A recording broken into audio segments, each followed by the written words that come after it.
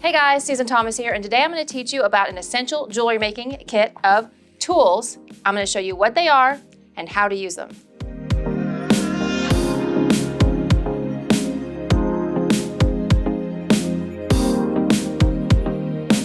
So this is a great starter kit for anybody who's wanting to get started making wire jewelry. I'm going to start over here and tell you what each tool is, and then we'll go through each one and I'll do some projects to teach you how to use them. So first of all, this is going to be your round nose plier, and you can look at this and see that the jaws of the plier are round all the way around, and it's really, really small and pointy at the end and a little larger in here at the front of the jaw, so you can make larger loops and smaller loops. Second tool is going to be your chain nose plier. Looks a lot like your round nose plier, but if you look at the inside of the jaw, you can see it's flat and smooth on the inside. Still very pointy for getting into tiny little places. Then we also have a flat nose plier.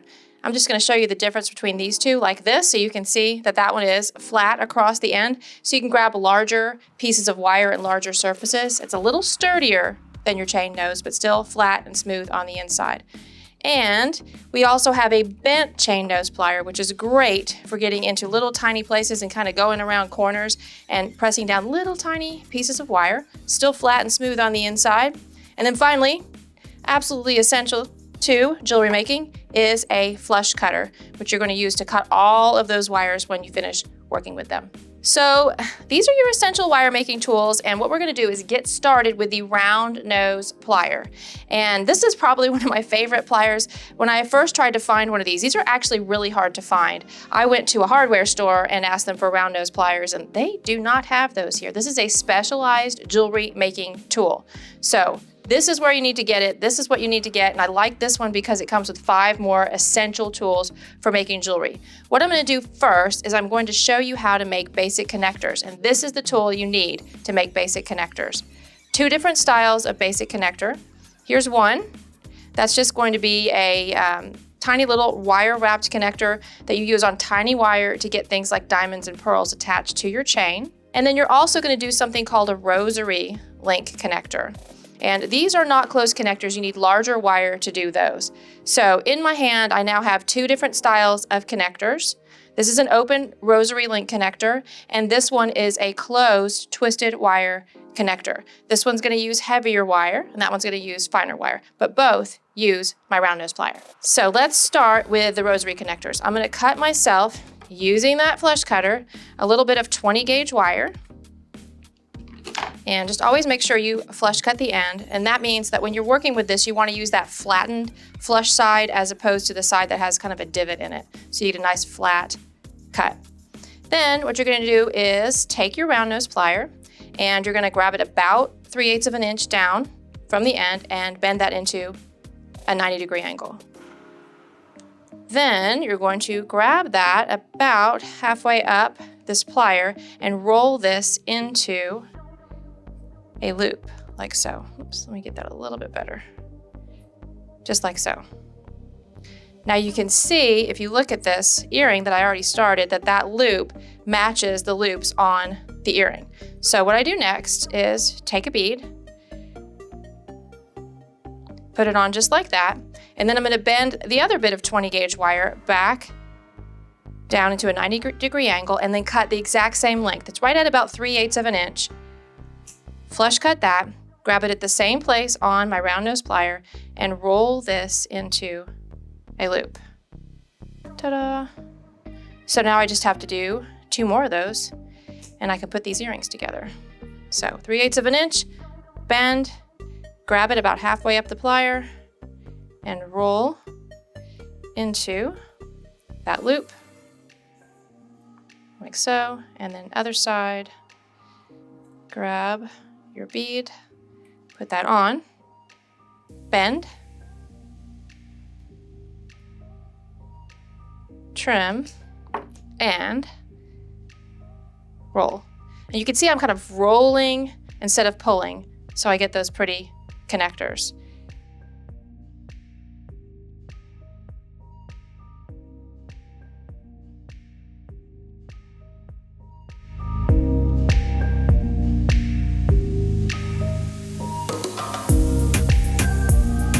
you're probably asking, well, how do I make larger and smaller circles? And the answer is use a shorter piece of wire and closer to the tip to make smaller pieces, and a longer piece and farther into the jaw to make larger loops on these. Now I'm going to put this to the side for just a second because I want to show you how to make that other style loop, like on this earring and on my necklace.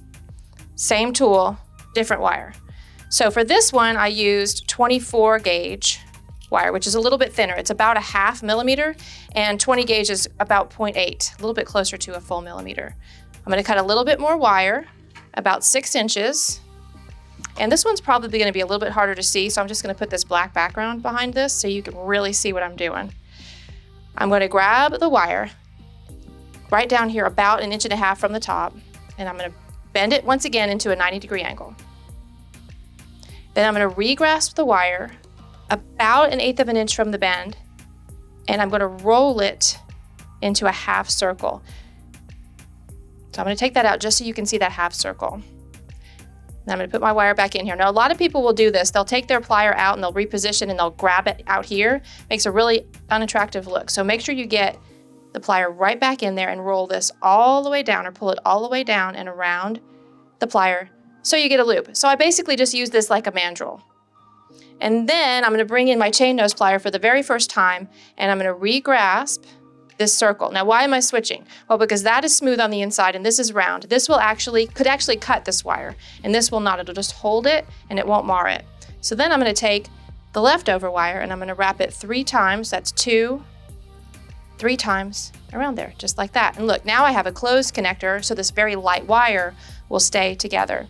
Grab my flush cutter, trim it off like so. In a little while, I will press that down with my chain nose plier. I can probably get it a little bit tighter. Okay, so now I'm going to stack these beads onto the wire. So 1, these are cute, aren't they?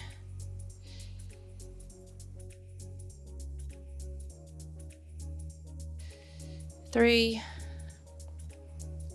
4, and 5.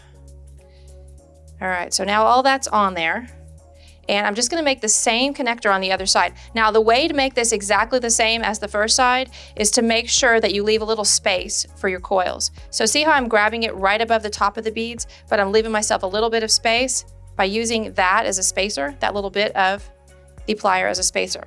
So then I'm gonna bend it back into a 90-degree angle, and then you can see I have a little space for those coils right there. Now I'm going to re-grasp this wire once again 1/8 from the edge of that bend right there, and I'm going to roll it into a half circle. Now, and then I'm going to pull it all the way down and around into a full circle.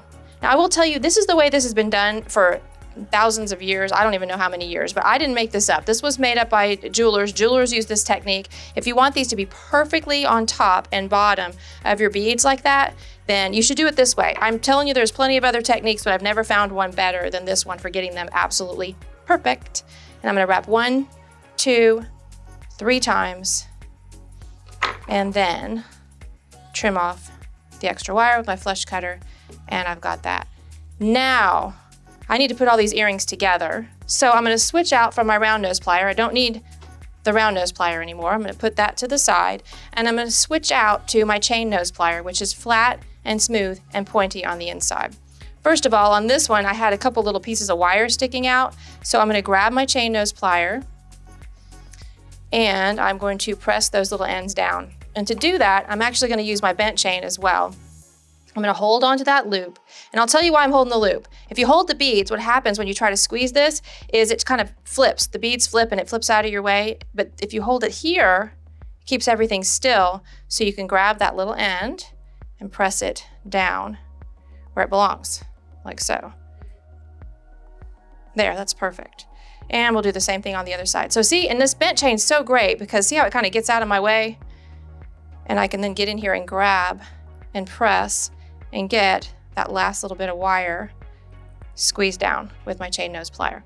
And then on this one, all I have to do is open up my ear wire. And the way you do that is you grab with your chain nose plier, and you're going to twist open the ear wire, drop that on, and twist it closed. Great tool, right? And then on this guy, I have got an open jump ring, and I'm gonna need 2 tools to do this. So I'm gonna use my bent chain and my chain nose. And I'm just gonna pop that on there, and I'm gonna twist it closed. And then I have a finished pair of earrings, which is really cool.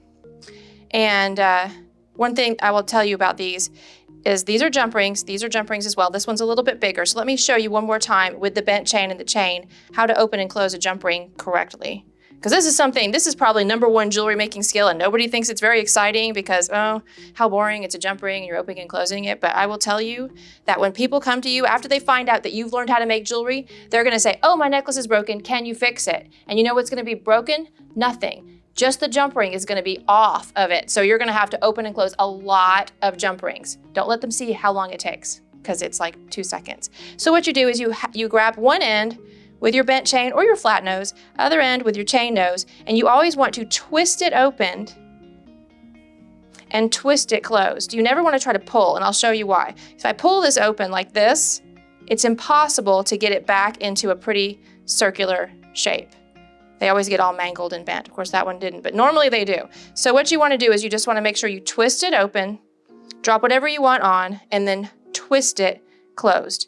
And that way you get them just perfectly closed and they stay really pretty and circular, like that. Okay, so all you do is you twist open, twist closed, and then just make sure everything's tight and you get a nice pretty circle and everything's finished beautifully. Okay, now all I have to do is put the rest of this earring together, and this is really easy now that you know how to open and close jump rings. These connectors are exactly the same, except you only need 1 plier. I'm just gonna twist that open, drop the next one on, and twist it closed. And then you're gonna do the next one, twist open, drop it on, twist closed. And then on the bottom, I'm gonna put a cute little feather because feathers, everything's better with feathers. And I'm gonna bring that closed. And then I have an ear wire here, twist open, drop on, twist close. How easy was that? Now I have 2 pairs of really cool earrings, and you only learned 2 different techniques using actually all the tools. Well, we didn't use the flat nose yet, so let's talk about the flat nose. I love a flat nose plier because of the surface area that it has, and it's like a gripper. I call it my 3rd hand. These earrings that I had in my ears, you can actually make little head pins like these with these earrings, but also this is a heavier gauge wire. This is 18 gauge wire. So when you work with something like this, a lot of times you can't get in there with that chain nose plier because you can't get a good enough grip on it. So you're gonna wanna grab with a flat nose plier and twist open and twist closed those pieces. Additionally, you can also make really neat little segmented ear wires like these with your flat nose plier. It's just a great tool. It's similar to the others, but with a little bit more oomph. You know, he's kind of like the big brother, the strong man in the group, because he's got a lot more gripping power and a lot more surface area to work with. Let me see if I can make you a pair of ear wires like that so you can see what I'm talking about, because that's just a cool ear wire. So all I'm gonna do is take a little bit more 20 gauge wire and trim that off. Then I'm going to trim the end. Let's make our loop first with our round nose plier, like so. Just loop that, and then come up a little ways and bend that at an angle, grab again, bend at an angle, grab again, bend at an angle, like so. Pull it apart a little bit, and I can just trim that to length. I'm gonna give it a little curve. Oops, had it. There you go, very cute. What's cool about this style of an ear wire is this little piece right here keeps it from falling out of your ear. And it also just looks good. But that's done with that flat nose plier. And you can open and close all these little pieces with the flat nose as well, just like so. So there you go. That's how you use all the tools in this tool set. And you can see you can do just about any type of earring or piece of jewelry with these tools. For instance, the necklace I have on, twisted wire connectors. This little necklace, where is he? Oh, there he is. twisted wire connectors. I use 26 gauge wire on this. It's very, very tiny. You have to have a closed connector to do something like that. And then of course, these little earrings were made with open connectors using that flat nose plier and some pearls. And then the drops on the bottom were made with the round nose pliers and the chain nose pliers. So pretty much anything you can think of in jewelry can be made with these tools. One thing I forgot to tell you about these tools is they do come in a handy little travel case, which is kind of nice, but you get everything you need to make wire jewelry. You get your round nose plier. That's this guy right here, round all the way around, no flat edges. Pointy at the end, makes your loops and coils. You also get your chain nose plier, which a lot of people get mixed up with the round nose plier because it looks very similar, but this one is flat and smooth on the inside. So see the difference? Flat and smooth, round all the way around. Next, you're going to get your bent chain nose plier. Now these two look similar too, but one has that rounded bent chain look. Some people use these interchangeably. Some of them, like me, like them for different reasons. This one's kind of fun because it goes around corners, also gets out of your way when you're using it backwards.